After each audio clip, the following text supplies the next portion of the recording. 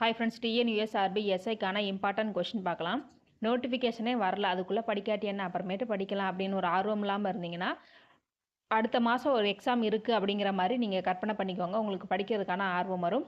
இதுதான் நீங்கள் நல்ல மார்க் எடுக்கிறதுக்கான ஒரே வழி. ஃபஸ்ட்டு கொஷின் பார்க்கலாம். ஓதக்காடுகள் என்று அழைக்கப்படும் காடுகள்.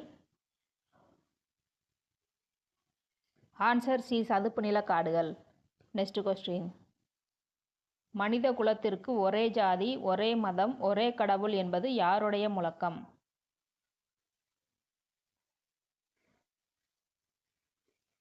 Answer B, Shri Narayana Guru. Next question. இந்தியாவில் வனவிலங்கு வாரியம் அமைக்கப்பட்ட ஆண்டு?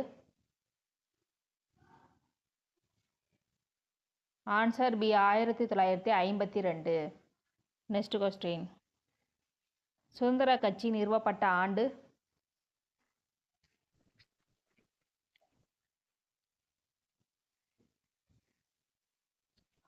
Answer C, 1959. சுதந்திர கட்சியை நிறுவியவர் ராஜகோபாலாச்சாரி ஆவார். Next question. ஃபார்வர்டு பிளாக் கட்சியை நிறுவியவர்? ஆன்சர் பி, சுபாஷ் சந்திரபோஸ். சுபாஷ் சந்திரபோஸ் 1939 ஃபார்வர்டு பிளாக் கட்சியை நிறுவினார்.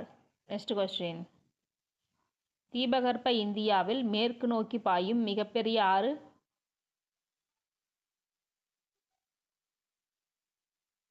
Answer A, Narmada. Next question. புத்த சரிதத்தை எழுதியவர்?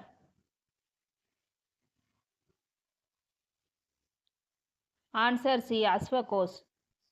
Next question. முதற்கருவி என்று அழைக்கப்படுவது?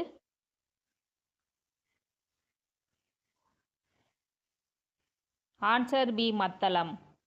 Next question. உடைந்த நாற்காலி, இலக்கண குறிப்பு தருக. ஆன்சர் சி, பெயரச்ச தொடர். பெயரச்ச தொடர் எப்படி கண்டுபிடிக்கிறதுனா, ஒரு முற்று பெறாத வினைச்சொல் பெயரை கொண்டு முடியுமானால் அது பெயரெச்சமாகும். உடைந்த என்பது ஒரு வினைச்சொல், அது முற்று பெறல. நாற்காலி என்கிற பெயர் சொல்லோட முடியறதுனால இது ஒரு பெயரெச்ச தொடராகும். இதற்கு சில எடுத்துக்காட்டுனா, வந்த மாணவன். வந்தங்கிறது வினைச்சொல், மாணவன்கிறது பெயர் சொல், இது பெயரெச்ச தொடராகும். Next question.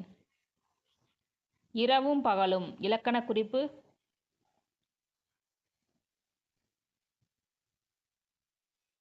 Answer B, எண்ணுமை.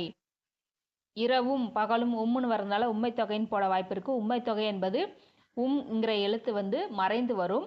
எண்ணுமையில் உம்ங்கிற எழுத்து வெளிப்படையாக வரும். ஓகே ஃப்ரெண்ட்ஸ், உங்களுக்கு யூஸ்ஃபுல்லாக இருந்துச்சுன்னா லைக் போடுங்க. அடுத்த வீடியோ போட ஒரு மோட்டிவேஷனாக இருக்கும். தேங்க்யூ.